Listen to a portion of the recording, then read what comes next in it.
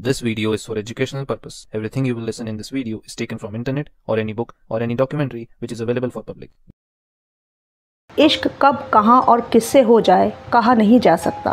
पहली नज़र में भी प्यार होता है, कभी कभी तो एक तस्वीर से ही प्यार हो जाता है। कुछ चेहरे ऐसे होते हैं जो देखते ही दिल में उतर जाते हैं। ऐसे प्यार में एक दूसरे से मिलने की बेचैनी समझ में आती है। कुछ लोग तो बिना मिले ही सालों प्यार निभाते हैं, जैसा कि सोशल मीडिया पर ऑनलाइन लव में होता है। लेकिन बिना मिले किसी के प्यार में इतना पागलपन हो कि कोई जान लेने में भी ना हिचके, तो ऐसे प्यार को आप क्या कहेंगे? यही है हमारी आज की कहानी, जहां दो लोग सोशल मीडिया पर प्यार में एक दूसरे के इतने दीवाने हुए कि एक ने दूसरे की खुशी के लिए कत्ल तक कर डाला।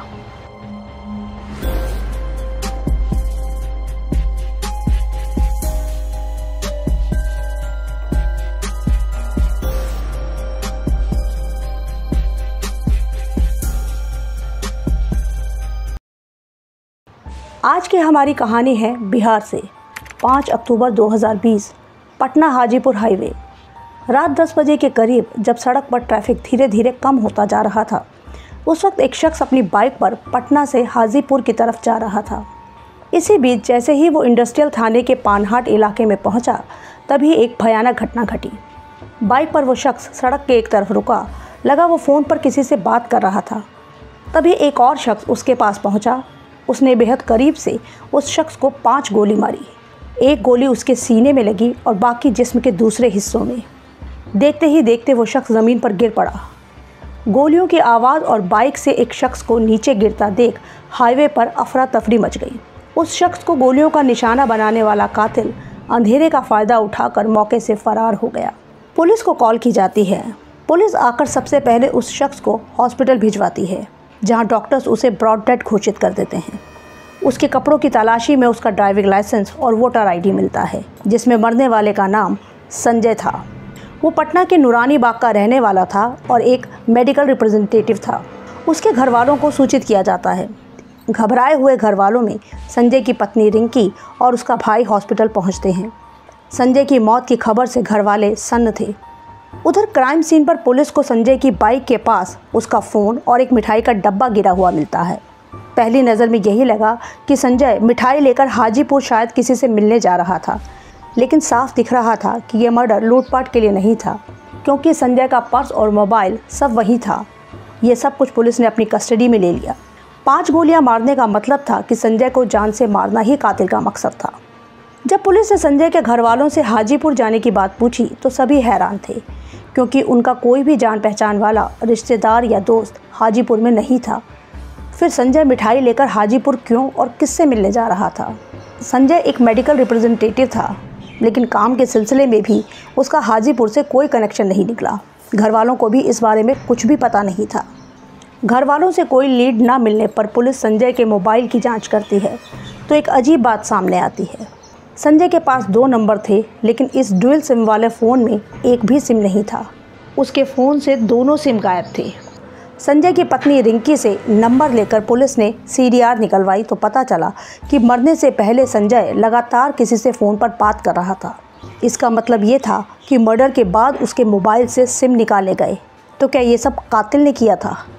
अब सवाल ये था कि संजय के मोबाइल में ऐसा कौन सा राज था जिसे छुपाने के लिए कातिल सिम अपने साथ ले गया था। पुलिस ने थ्योरी बनानी शुरू की। संजय हाजीपुर, जहां उसका कोई जानकार नहीं था, मिठाई लेकर पहुंचा था। वो फ़ोन पर भी लगातार किसी से बात कर रहा था और उसके बाद मर्डर हुआ और सिम गायब। ऐसा लग रहा था कि मारने के लिए ही संजय को वहां बुलाया गया था। जिस नंबर से संजय लगातार बात कर रहा था, पुलिस ने उस नंबर की डिटेल्स निकलवाई और घर का एड्रेस पता किया। जब पुलिस वहाँ पहुँची तो मायूस हो गई। वो एक गरीब राजमिस्त्री का घर था और वो फ़ोन नंबर उसकी पत्नी के नाम रजिस्टर्ड था। उनका कहना था कि इस नंबर को तो वो इस्तेमाल ही नहीं करते। पैसे की तंगी की वजह से वो एक ही फ़ोन इस्तेमाल करते हैं जो राजमिस्त्री के पास था। उनकी हालत बहुत दयनीय थी। जल्द ही पुलिस को यकीन हो गया कि ये लोग सच बोल रहे हैं और इनका संजय के कत्ल से कोई संबंध नहीं है। साथ ही ये भी सामने आया कि वो नंबर फेक आईडी से लिया गया है। पुलिस फिर अंधेरे भी थी। पुलिस ने अलग अलग कई एंगल से इस मर्डर केस की जांच की, पर कोई फ़ायदा नहीं हुआ। दिन बीतते रहे। संजय के फ़ोन के बाकी कॉन्टैक्ट्स को भी खंगाला गया पर कुछ नहीं मिला। पुलिस घूम फिरकर उसी नंबर पर अटकी थी कि इस फर्जी नंबर का कत्ल से कुछ ना कुछ लेना देना ज़रूर है। उस फ़ोन नंबर का एड्रेस जो कि फ़र्जी था काम नहीं आया। तब पुलिस ने उस नंबर के बाकी डिटेल्स जैसे कॉन्टैक्ट्स, चैट्स निकलवाई। पता चला कि उस नंबर में ज़्यादा कॉन्टैक्ट्स नहीं थे, जो थे वो भी किसी काम के नहीं निकले। फिर पुलिस व्हाट्सएप चैट्स पे गई तो ज़्यादा चैट्स भी नहीं थी, पर एक नंबर था जिससे इस फर्जी नंबर की लगातार चैट हो रही थी। पिछले 1-1.5 महीने से ये चैट्स काफ़ी रेगुलर थी।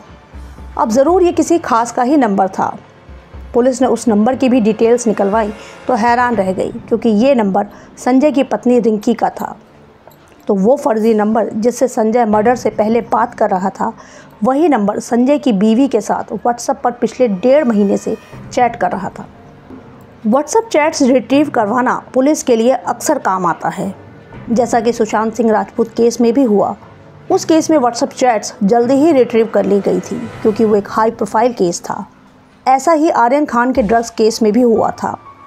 लेकिन संजय मर्डर केस कोई हाई प्रोफाइल केस नहीं था। उस फर्जी नंबर से संजय की बीवी की महीने भर से चैट हो रही थी। बिहार पुलिस को इस खुलासे तक पहुंचने में 3 महीने लग गए। 5 अक्टूबर 2020 को कत्ल हुआ था। उसके 3 महीने बाद 9 जनवरी 2021 को पुलिस को व्हाट्सएप चैट्स और नंबर की डिटेल्स मिली। संजय की बीवी रिंकी और इस फेक नंबर के बीच बातचीत काफ़ी पर्सनल थी। लंबी लंबी प्यार भरी बातें, जैसा कि अक्सर किसी अफेयर में होता है। पुलिस ने फ़ौरन रिंकी को अरेस्ट किया और थाने में पूछताछ शुरू की। पहले से ही बुरी तरह घबराई रिंकी जल्दी ही टूट गई, लेकिन उसने जो कहानी सुनाई वो बेहद अजीब व हैरान कर देने वाली थी। मुझे यकीन है ये कहानी आपको भी चौंकाएगी। कहानी कुछ इस तरह से थी। रिंकी और संजय की शादी को 10 साल हो चुके थे। इनके 6 और 8 साल के 2 बच्चे थे। रिंकी और संजय के बीच संबंध मधुर नहीं थे। इनके बीच अक्सर कहासुनी होती थी। कई बार झगड़ा बहुत ज़्यादा बढ़ जाता था। समय के साथ साथ पति पत्नी में दूरियां बढ़ने लगीं। ये एक छत के नीचे रहते तो थे, लेकिन आपसी प्यार और लगाव नहीं था। एक फॉर्मेलिटी की तरह दोनों शादी निभा रहे थे, जैसा कि अक्सर कई घरों में होता है। जिम्मेदारियां और परेशानियां अक्सर वैवाहिक जीवन को नीरस बना देती हैं। संजय भी घर चलाने, पैसा कमाने और घर की किचकिच से बचने के लिए ज़्यादातर घर से बाहर ही बिजी रहता था। लेकिन रिंकी इस सब से खुद को बहुत अकेला महसूस करती थी। अपना अकेलापन दूर करने के लिए उसने सोशल मीडिया का सहारा लिया। वो अक्सर फेसबुक और व्हाट्सएप पर बिजी रहने लगी। नए नए दोस्त बनाना, उनसे बातें करना उसे अच्छा लगने लगा। उसने अपनी एक सुंदर सी तस्वीर अपने प्रोफाइल पर लगा रखी थी। उसी डीपी को देखकर एक गुमनाम शख्स ने रिंकी को व्हाट्सएप पर मैसेज भेजा। उसने लिखा, आपकी डीपी देखी, आप बहुत खूबसूरत हैं, मैं तो आप पर फ़िदा हो गया हूँ। शुरू में रिंकी ने इसे सीरियसली नहीं लिया, पर वो शख्स बार बार यही मैसेज करता और रिंकी की खूबसूरती की तारीफ़ करता। धीरे धीरे रिंकी को यह तारीफ़ अच्छी लगने लगी। थैंक यू से शुरू हुई ये चैट्स अब बढ़ने लगी थी। अब रोज़ दिन भर जब भी मौका मिलता रिंकी अपने इस अनजान दीवाने से चैट्स करती। पति से प्यार के बोल सुनने को तरसने वाली रिंकी इस नई दोस्ती से बेहद खुश थी। ये व्हाट्सएप दोस्त भी अक्सर प्यार भरी बातें करता, जिसकी रिंकी की ज़िंदगी में बहुत कमी थी। लेकिन अभी तक इन दोनों के बीच सिर्फ चैट्स ही थी। उस शख्स के स्टेटस पर उसकी तस्वीर की जगह भगवान शिव की तस्वीर थी। रिंकी ने कहा कि आपने तो मेरी तस्वीर देखी है, मैं भी आपको देखना चाहती हूँ।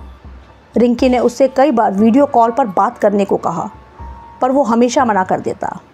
उसका कहना था कि चेहरे में क्या रखा है, क्या फ़र्क पड़ता है कि मैं कैसा दिखता हूँ। हम बातें करते हैं, एक दूसरे के दिल की बात समझते हैं, यही काफ़ी है। रिंकी उसका चेहरा तो नहीं देख पाई, पर काफ़ी पूछने पर उसने अपना नाम बताया, अमित। अब इसी नाम से रिंकी उससे चैट किया करती थी। धीरे धीरे रिंकी उस अनजान शख्स पे इतना भरोसा करने लगी कि वो अब हर छोटी से छोटी बात भी उससे शेयर किया करती। यहाँ तक कि संजय से बिगड़ते रिश्तों के बारे में भी उसने अमित को बताया। रिंकी ने अमित को बताया कि उसका पति संजय उसे प्यार नहीं करता, उसका ख्याल नहीं रखता, बल्कि आए दिन उससे झगड़ता रहता है। वो ये भी कहती कि वो संजय से बहुत परेशान है, उसका यहाँ रहने का मन नहीं करता, कभी कभी दिल करता है कि यहाँ से भाग जाऊँ। उसकी बातों का अमित ने जवाब दिया कि तुम्हारी जैसी बीवी के साथ वो ऐसा करता है, ऐसे इंसान को जीने का हक नहीं है, तो मैं उसे मार दूँगा। उसकी बातों से रिंकी हंस पड़ी। अपने लिए अमित का दीवानापन देखकर उसे बहुत अच्छा लगा। 2-3 बार जब अमित ने रिंकी से कहा कि वो संजय को मार देगा तो भी वो हंसते हुए कहती कि तुम मजाक कर रहे हो, क्या तुम सचमुच उसे मार सकते हो। अब रिंकी की इस बात का अमित के लिए क्या मतलब था? क्या वो सचमुच चाहती थी कि अमित संजय को मार दे, या वो चैलेंज कर रही थी? वो देखना चाहती थी कि अमित में हिम्मत है या नहीं। इसके बाद अमित ने रिंकी को चैट्स में बताना शुरू किया कि आज संजय ने इस कलर की शर्ट पहनी थी, आज वो यहाँ गया था, आज किससे मिला था, उसकी बाइक ऐसी है, उसका नंबर ये है। रिंकी ने हैरानी से पूछा कि तुम्हें ये सब कैसे पता? तो अमित ने कहा कि मैं तुम्हारे पति पर नज़र रख रहा हूँ, मैं उसका पीछा करता हूँ, तुम्हारी परेशानी मुझसे देखी नहीं जाती, तुम्हारी खुशी के लिए मैं उसे मार दूँगा। रिंकी अभी तक इसे मजाक में ही ले रही थी। फिर आती है 5 अक्टूबर की रात, जब संजय मिठाई के साथ हाजीपुर की तरफ जाता है, जहाँ 5 गोलियाँ मारकर उसका कत्ल कर दिया जाता है। कत्ल के बाद अमित ने रिंकी को व्हाट्सएप पर मैसेज किया कि तुम्हारा काम मैंने कर दिया है, तुम्हारे पति को 5 गोली मारकर मैंने मार डाला है, अब तुम्हारी परेशानी ख़त्म। मैसेज पढ़कर रिंकी घबरा गई। उसके बाद अमित का नंबर भी स्विच ऑफ हो गया। उसे कुछ समझ नहीं आ रहा था। 1-1.5 घंटे के बाद ही संजय के मर्डर की खबर पुलिस वालों से उसे मिलती है। रिंकी को यकीन नहीं हो रहा था कि उसके अनजान दीवाने ने सचमुच उसके पति को मार डाला है। उसने अपने फ़ोन से सिम निकाल कर फेंक दिया और पुलिस को कुछ भी नहीं बताया। लेकिन फिर भी कत्ल के 3 महीने के बाद व्हाट्सएप चैट्स के खुलासे के बाद रिंकी को पुलिस ने अरेस्ट कर लिया। उस पर दफ़ा 302 के तहत ही मुकदमा दर्ज हुआ है, क्योंकि इनडायरेक्टली वो भी इस कत्ल में शामिल है। लेकिन रिंकी का कहना है कि मैं उस शख्स का सिर्फ नाम जानती हूँ, इसके सिवाय उसके बारे में मुझे कुछ भी नहीं पता। वो सिर्फ बातचीत थी, मुझे नहीं पता था कि वो सचमुच संजय को मार देगा, और मैं ऐसा बिल्कुल नहीं चाहती थी। रिंकी तो पकड़ी गई है, लेकिन असली कातिल, उसका गुमनाम आशिक कौन है वो खुद भी नहीं जानती, बल्कि कत्ल होने वाला है शायद उसे ये भी नहीं पता था। लेकिन पुलिस का कहना है कि रिंकी भी इस कत्ल की बराबर की गुनहगार है। उन चैट्स में उसकी भागीदारी दिखती है, क्योंकि उसने कभी भी अमित को ऐसा ना करने को नहीं कहा। उसने अमित को रोकने या समझाने की कोशिश नहीं की, बल्कि ऐसा लगता है जैसे वो उसे उकसा रही थी, ये कहकर कि क्या तुम सचमुच उसे मार सकते हो। अब पति के कत्ल की साजिश के जुर्म में रिंकी को तो गिरफ्तार कर लिया गया है, लेकिन उस अनजान आशिक संजय के असली कातिल का अब तक कुछ पता नहीं है। पुलिस के सामने असली चैलेंज तो ये है कि उसे कैसे ढूंढा जाए। नंबर फेक आईडी पर लिया गया, अमित नाम जो उसने बताया वो भी असली है या फर्जी ये मालूम नहीं। वो दिखता कैसा है पता नहीं, कहाँ रहता है, क्या करता है, कोई भी जानकारी पुलिस के पास नहीं है। ये भी एक राज है कि उसने संजय को कैसे अपनी बातों में फंसाया।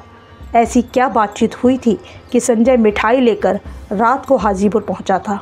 यह अपने आप में एक दिलचस्प कहानी है कि कैसे रिंकी अनजाने में ही अपने पति के कत्ल की गुनहगार बन बैठी।